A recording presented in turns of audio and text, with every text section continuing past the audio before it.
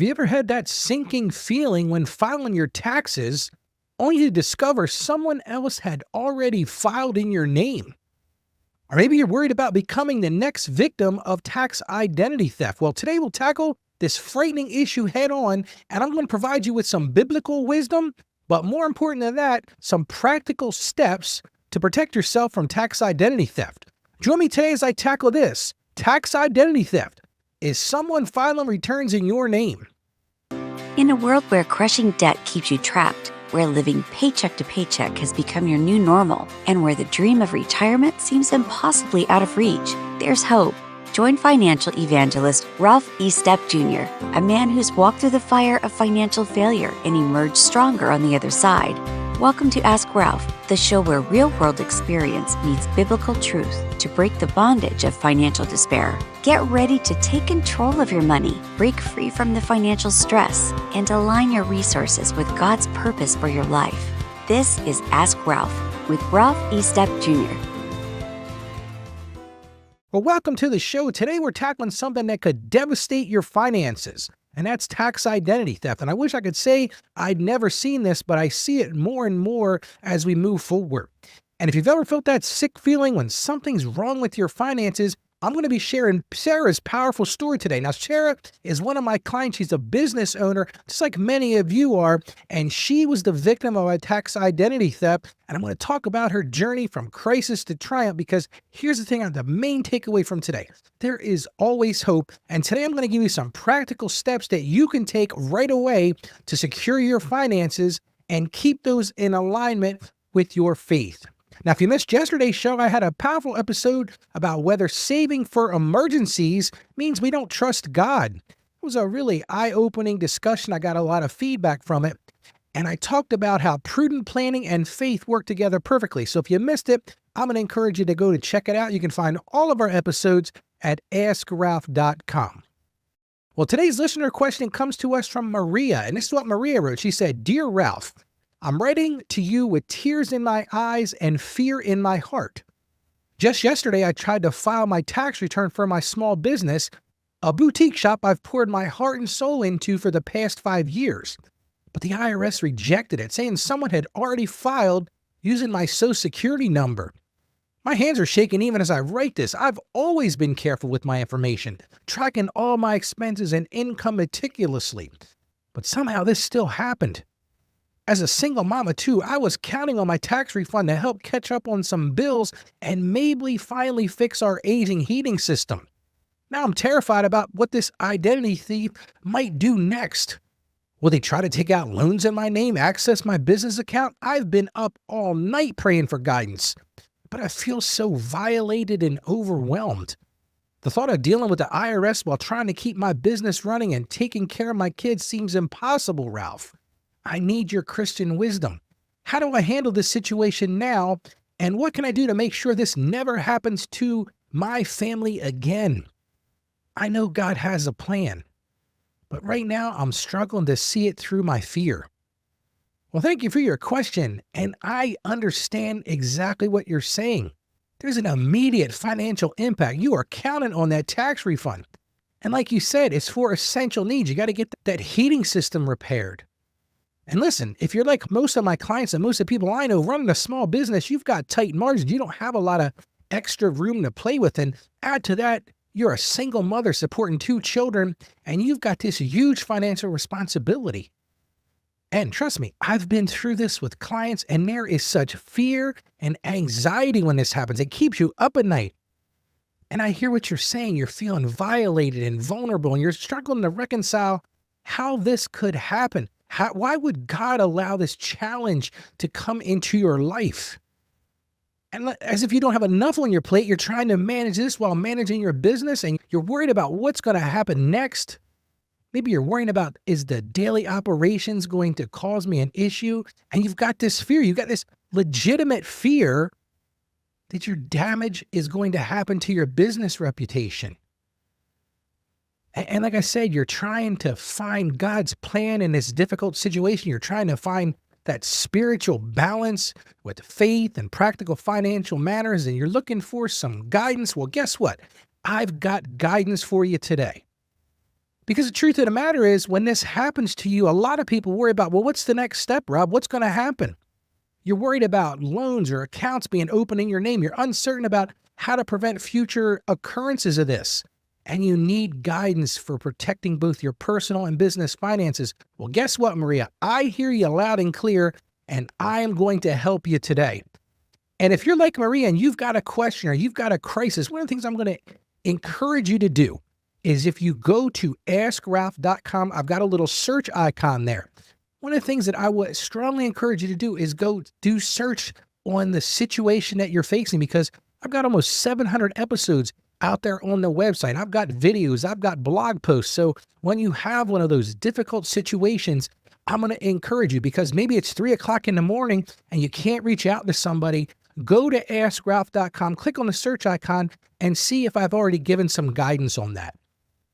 Well, today's Bible verse comes from the book of Proverbs 22:3. And Maria, I thought this was perfect for the situation you're in, because you talked about two things. You said, Ralph, how do I resolve the immediate issue? And then how do I keep from happening again? So Proverbs 22:3 says this. It says, the prudent see danger and take refuge, but the simple keep going and pay the penalty. And if you think about it, Maria, this is why we need to be proactive in protecting our financial identity. See, that's wisdom right from the Bible. People say, well, Ralph, how did you tie those two things together? Well, think about it. It says, the prudent see danger and take refuge. Well, protecting our financial identity is that danger and that refuge. And the best part of this is God gives us wisdom to recognize potential dangers and take appropriate action, which leads me directly to my gratitude statement for today. And today, I am grateful for the tools and resources God has provided to us to protect our financial identity and the wisdom to use them effectively. And that's exactly what I'm going to talk about on today's show. Maria, I'm going to give you the resolution to your situation. Well, let me tell you about my client, Sarah. Now, Sarah is not her real name, but she experienced the exact same situation that you experienced, Maria. Sarah's a small business owner. She's living out her faith. She was managing her finances. And then one day she had come in to get her taxes filed, and I put them into our tax software. We got them all put together and we sent them off to the IRS. And, this was a typical Tuesday morning for Sarah. It was a February Tuesday morning. She was one of these people that got her taxes done early. She had just dropped her kids off at private school, and she was settling into her office. And let me tell you about Sarah. Sarah was this person that tracked every single penny.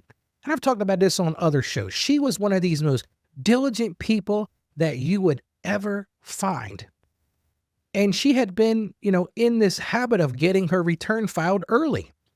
So I filed her tax return like I always do. And about 24 hours later, I can't remember exactly how it was, I got a kickback that her return had been rejected. And unfortunately, I've seen this situation far too often. We did the tax return, we put everything in, and then the IRS sends it back and it says to me, Ralph, this particular return has been rejected. So I open up the computer, I go into the file and I look at it and it says, yeah, someone has already filed a tax return under this client's Social Security number. And I was like, well, this isn't going to be good. And unfortunately, what that means generally is I have to call the client. So that's exactly what I did here. I called Sarah and I said to her, listen, Sarah, I've got some unfortunate news. And that is your tax return was rejected because someone else has filed a tax return with your Social Security number. And I could feel the emotion on the other side of the phone. Her voice was trembling. And she said to me, Ralph, she says, how could this happen? I'm very careful about my stuff. Who else, who would have done this? And then she says, Ralph, what do I do now? And that would have been the hardest part of the situation. But then it got even deeper. She said, Ralph, the thing you don't understand. She said, if you remember when we met, I had planned on getting this big refund. I had been sort of squirreling away money with extra estimated tax payments. And I was planning on that big refund. And if I remember correctly, Sarah was getting a refund of over $15,000, which is a whole nother issue for another show. But this $15,000 refund was going to pay for equipment that she had already bought, and she needed to make this payment. So this was an immediate crisis for her, because not only did she have this payment coming up that she had to pay for, the equipment was literally getting ready to get shipped to her location. She was supporting 3 employees that counted on her. She's a single mother with, the typical, single mom responsibilities. And I remember talking to Sarah throughout the process, and she said to me one time on the phone, and this isn't a laughing matter. She said, Ralph, I can't sleep. I'm up at 3 a.m. checking my bank accounts. I'm looking at my credit report. I'm doing all of these things, Ralph. I just don't know what to do. And then she said to me, she said, Ralph, I know you're a Christian guy. I know you're a spiritual guy. She says, but I don't understand something. Why is God allowing this trial to happen to me? I didn't have an answer for her, but I did have an answer about how we can rectify the situation. And I told her, I said, this is going to be what I call a dual approach strategy. There's going to be practical things we need to do, and there's going to be some reliance on your faith. And that's what I do. Like many situations I've guided clients through, this required both financial expertise and spiritual support, because here's the deal. This issue can be resolved. So immediately we put together an action plan. This is what I do. I meet with a client, we sit together, we brainstorm, we put together an action plan. So for Sarah, the immediate things we did was we identified protection systems, and we thought about, okay, her biggest concern was, Ralph, how do I prevent them getting into my bank accounts? How do I prevent them ruining my credit? So right away, and I'll talk about some of those things we did in a few minutes, but we immediately started looking at how can we protect her identity. The next thing we did, we looked at her business, and we got in touch with her IT person, and we upgraded her cybersecurity footprint. We made sure that she wasn't having any open doors, or whatever you want to call it, back doors into her network. Because the thing I thought about is, like, how did they get her information? We put together new security protocols. And then one of the big financial things I said to her, I said, Sarah, one of the things we got to plan on in your business, we've got to have some emergency financial planning in order so that these things can't happen. Maybe we get a line of credit with the bank so that right away we can handle that equipment financing. But we don't want to be in that position where you're waiting on that tax refund to fund the expansion of your business. It's just not a good financial plan. And then the final thing we did, which we actually did at the beginning, is we communicated with the IRS to let them know what was going on, because that was the start of that process. When I got that kickback saying the return had been rejected, we needed to jump on top of that right away. Now, I would love to tell you that this issue was resolved in a week. I'd love to tell you it was resolved in 2 weeks or even a month, but it wasn't. The truth is, these things take time. This particular one, Sarah didn't end up getting her refund for 6 months, which put a huge strain. Now, in her case, like I said, we were able to go to her bank. The bank gave her a short-term line of credit so she could handle that financing. And what that did, actually, it's an interesting situation, is it made her business stronger. And you might say, Ralph, how did that happen in this situation? Well, let me explain to you why. We tightened her cybersecurity in her business. We tightened her overall security presence as it related to identity theft. And like I said, we got that line of credit from the bank, which Sarah hadn't even considered before that. She goes, Ralph, this is such an eye-opener. I can now buy supplies when they're on sale, and I can build my business. And really, Sarah became what I'll call a community leader, because she had a testimony about how during this situation, she was able to grow spiritually. When she was asking me that question, Ralph, how could this happen to somebody like me? I'm a faithful person. I dot all my I's. I cross my T's. I measure every penny that's going through my business. And I said to her, but you've learned some lessons, haven't you? And one of the things she said to me, she goes, Ralph, I've learned about God's timing in these trials. She said, when I first talked to you, Ralph, I figured this would be resolved tomorrow. And she said to me, Ralph, you said to me it might take a while. So she learned about God's timing in trials. She also learned about the importance of being prepared. She learned about those cybersecurity things. She learned about how to take a better security footprint with her personal identity to prevent that identity theft, and also how to prepare her business for these emergency situations. Another takeaway for her was the value of professional guidance. She really relied on me, and I appreciated that. But she also relied on her bank. She relied on the people at the credit bureaus to get her stuff in order. And the big takeaway from her, and she said this to me, she says, Ralph, I relied on my faith because you said at the beginning, this was going to be a practical and a faith issue. And there were days when I felt like breaking down. She says, but Ralph, I just went back to my faith and I said, Lord, you've got me into this situation. You promised me you'll never leave me or forsake me. And she says, during this process, that's what I was able to do. Now, the good news about this, because this happened about 2 years ago, Sarah has a thriving business. Her network, which she tells me, is bulletproof. It's super secure. In fact, she even pays a company to try to tamper with her network. And I'll tell you, her faith is stronger, and she's living proof that with faith and with proper guidance, we can overcome any financial challenge.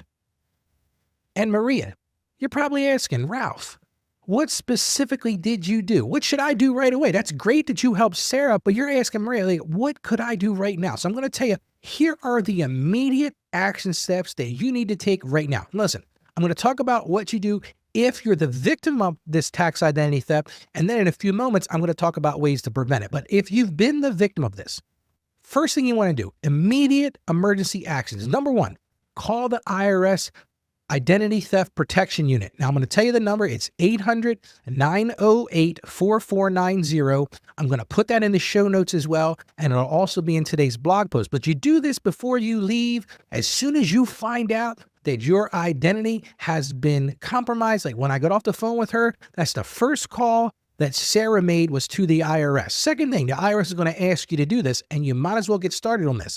You need to fill out what's called an identity theft affidavit. I'll put this in the show notes as well, but that's IRS form 14039, because what this does is once the IRS gets this form, it's going to flag your account for special protection. They're going to take a look at anything that's coming in with your Social Security information on it. Number three thing, and I've talked about this on this show, and I really recommend this, is place an immediate fraud alert with all three credit bureaus. Say to them, listen, I just found out my tax identity has been compromised. Someone has filed a tax return in my name. Get that onto those credit bureaus. The other thing I'm going to recommend you do, and I talked about this on the show a couple of weeks ago, is put a freeze on your credit. I'm going to encourage you to go back and check that out, because I actually believe you're much better off to keep that freeze on your credit from day to day and then to take it off if you need it. Number four thing, and this is something Sarah learned, and Maria, I'm going to encourage you to do the same thing, is document everything. I mean, literally document everything, every single thing. Start a detailed log of calls. Who you talk to, what organization they're, what's their phone number. If you're talking about the IRS, what's their badge number? That's a lot of things people don't know is the IRS, instead of using a name, each IRS person has a badge number. Write that down. Keep a log of any correspondence. List all the actions that you take, because that is so important. And those are the immediate action items.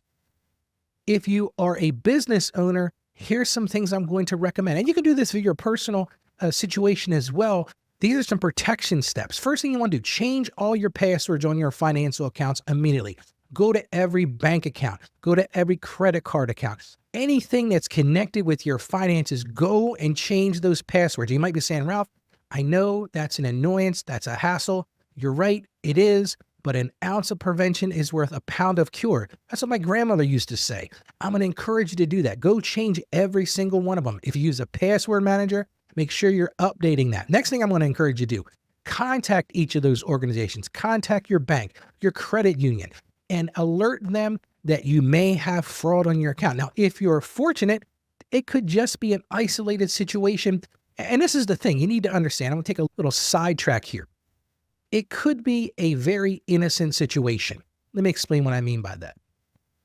Someone could have filed a tax return with your Social Security number inadvertently.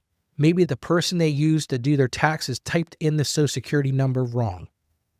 There are sometimes reasons why it's not this huge identity theft. Now, I'm going to tell you, I would operate under the preposition that it is a big deal.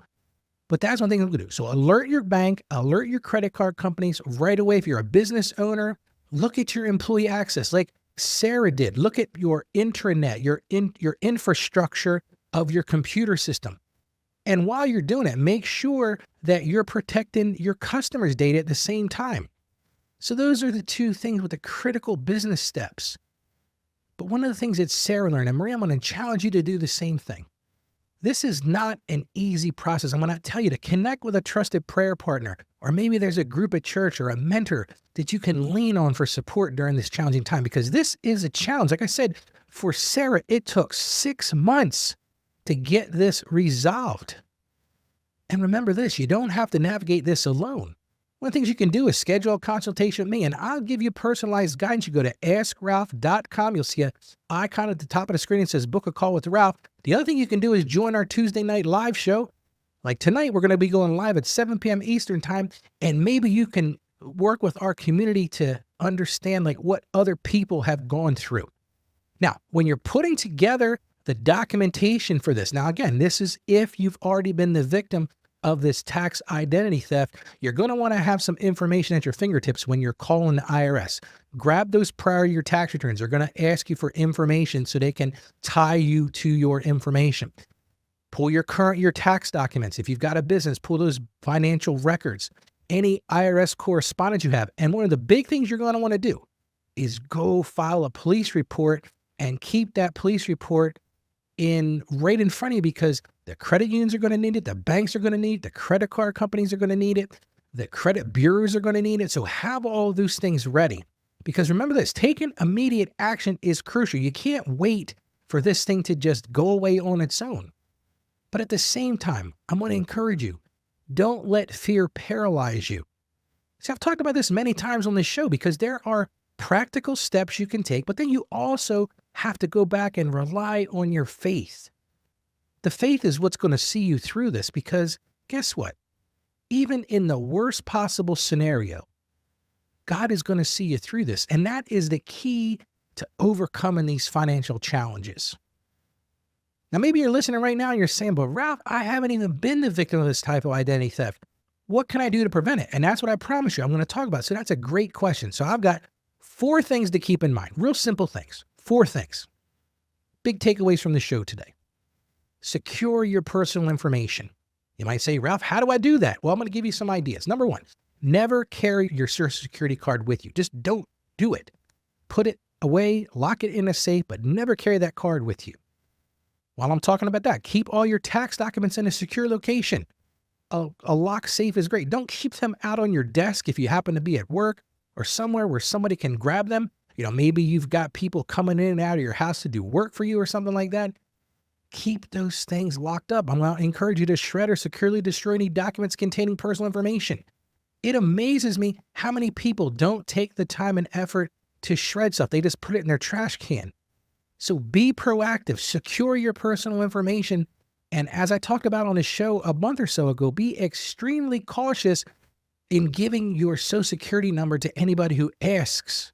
There are so many people that ask for that, and just say to them, why do you need this? Why do you need my Social Security number? And again, what goes without saying is use strong passwords. That's the key to this. So number 1 thing, like I said, 4 things to keep in mind. Number 1, secure your personal information. Number 2, as it relates to tax filing, these are what I'm going to call my tax filing best practices. The first one I'm going to say this: file your tax return as early as possible in the filing season. And you might say, Ralph, why would I do that? Well, here's a little trick. If you are the victim of identity theft, the sooner you get your tax return in, number 1, the more likely you're going to find out there's an issue. But number 2, if you get your return in before a thief, then the thief is going to run into the problem, not you. So if you file your tax return early, that is a great way to keep track of that. Another thing, while we're talking about taxes, track and maintain detailed records of all your tax accounts throughout the year. That's crucial. One of the things that Sarah did, she kept track of that stuff. Now, I'm going to be doing a show next week about this, but I'm going to highly encourage you to get what's called an identity protection pin. That's directly from the IRS. And the way that works is you go out to irs.gov. And like I said, I'm going to be doing a show next week about this, and you request this PIN number. Well, once you request that PIN number, they lock your file down, and nobody can file a tax return without having that PIN number. So they might have your name, they might have your Social Security number, they might have your date of birth, they might have your address, they might have all of that information. But if they don't have that PIN number, it's not going to let you file. Now, the dirty little secret about that is once you do that one time, you're going to have to get one every year, but we'll talk about that next week.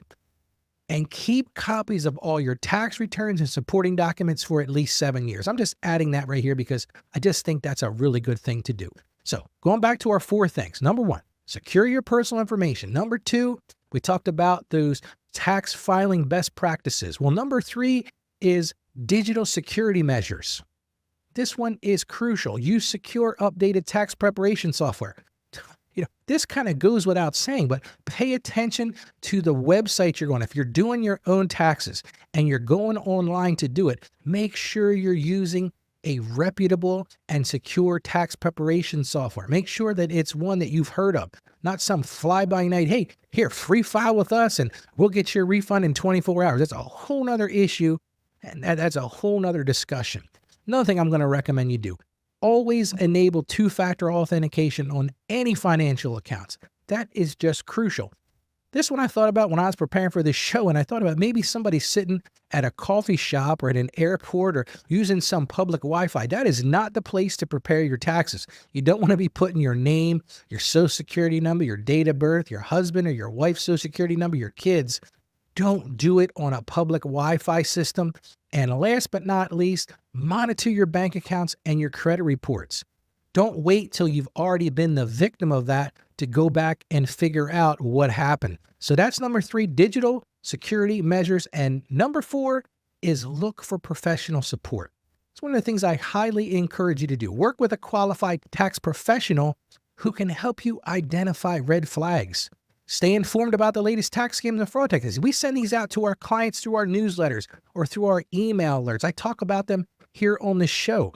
Look for financial advisors to give you guidance about the best practices for your specific situation because everybody's situation is different. And in the end, remember this. Protecting yourself from tax identity theft isn't just about securing your finances. That's part of it. And that's a big part of it. Equally big part of that is it's about being a good steward of the resources God has blessed you with. So I encourage you, implement these preventive measures. Because when you do that, you're practicing that wisdom that's talked about in the book of Proverbs about seeing that danger ahead and taking refuge. Now, as I mentioned a few days ago, every day when I record the show, I also write a blog post that goes a little deeper. I share more resources there. I show the telephone numbers and websites. So if you're interested in that, you can always go out to AskRalphPodcast.com/blog. There's one out there for every single episode. Again, that's AskRalphPodcast.com/blog. Well, let me speak directly to you for a minute. You've listened to this and you're like, Ralph, this is a scary situation. You're right. And the pain of tax identity theft is real. And the emotional toll it takes on families and businesses can be overwhelming. Unfortunately, every year, I probably see 5 to 7 cases of this. But here's the truth. You don't have to become another victim. You can take action today to protect yourself and your business. So first thing, if you haven't done it already, I strongly urge you to implement those prevention strategies we discussed. Because remember, being a good steward isn't just about managing money. It's about protecting what God has entrusted to us. And second thing, whatever you do, don't try to navigate this alone. It's not an easy process, and somebody like me or someone else that you trust that's a professional can help you. Now, one of the ways you can do that is go to our live show. I mentioned this earlier because we tackle these kind of topics head on. We share additional strategies and we answer specific questions about protecting your identity and securing your tax information. Because during the live show, a lot of times people will come up with ideas. They'll talk about ways that this happened to them. They talk about what we'll call advanced protection strategies that I use in my clients. Maybe you've got some specific tax security questions.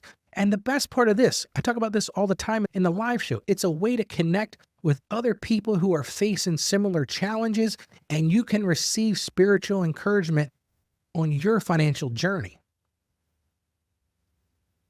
So here's what Sarah said. I talked about her earlier. She shared after implementing these strategies, she said, Ralph's guidance helped me secure not just my business, but my peace of mind. And you think about it, that's what we're all in search of. Maria, I know that's what you're thinking about. Like, Ralph, how do I get to that peace of mind? So don't wait until it's too late. Go to AskRalphPodcast.com/live right now. The show is on tonight at 7 p.m. Eastern Time. Set a reminder and don't miss it, because this is about more than just protecting your finances. It's so much bigger than that. It's about being a wise steward of all that God has blessed you with. And if you're feeling overwhelmed, remember this: I'm here to walk alongside you on this journey. So if you want to reach out to me, you can go to AskRalph.com, click on Book a Call with Ralph, and I'll help you create a solid plan to protect your financial future while staying true to your faith. Listen, the time to act is now. Don't wait till tomorrow. Don't wait till next week. If you've not been a victim of this, do the things I talked about. Let's work together to secure your financial future in a way that honors God and protects your resources. Well, I've added this situation here, this part of the show where I talk about reflection questions. So I've got 3 deeply engaging reflection questions that will help you examine not only the practical, but the spiritual dimensions of protecting your financial identity. So here we are. Number 1, when you consider that you're stewarding resources that God has blessed you with, how protected are the gates of your financial kingdom? Take a minute. Think about that. Grade yourself. Go from 1 to 10 on your current identity protection measures and write down 3 specific improvements you'll implement this week. So ask yourself, how secure are my gates? Give yourself grades, but then do something about it. Write down 3 specific improvements you'll implement this week. Second thing, just as we're called to be wise builders, what financial walls need strengthening in your life? So not just the protection, not those gates, but let's talk about those walls. Look at your current budget. Look at your security practice. What specific areas are most vulnerable to identity theft? And what's holding you back from fortifying them today? I think you feel that there's a little bit of a theme here. So check those gates, check those walls. That's number 2. And number 3, as Proverbs teaches us that the wise store up for the future, ask yourself this: what legacy of financial wisdom are you creating? How can you transform your personal experience and knowledge about tax identity protection into a blessing for your family and business community? How can you share what you've learned? Maybe you've been a victim of this. Maybe you're like Sarah and she shares what she did and how to prevent it. Think about 3 specific ways you can share this wisdom while strengthening your own protection measures. One of the ways you can do that would help me as well is share this show with other people.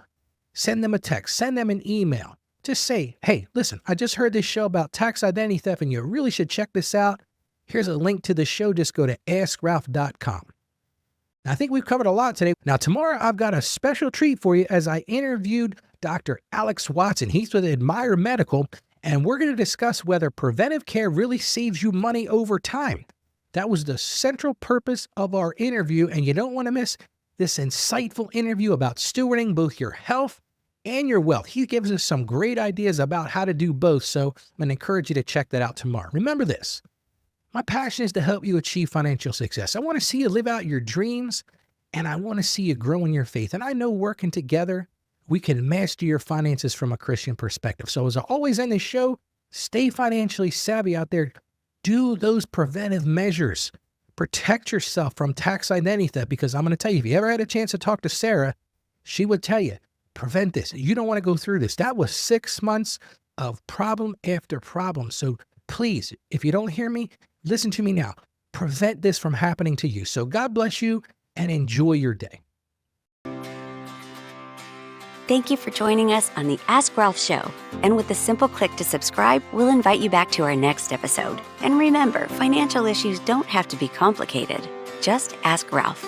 The information contained in this episode of Ask Ralph is based on data available as of the date of its release. Saggio Accounting Plus and Ask Ralph Media, Inc. is under no obligation to update this content if changes occur. Applying this information to your specific situation requires careful consideration of all facts and circumstances, and any information provided is not to be considered as financial, tax, or legal advice. Please consult your tax advisor or attorney before acting on any material covered.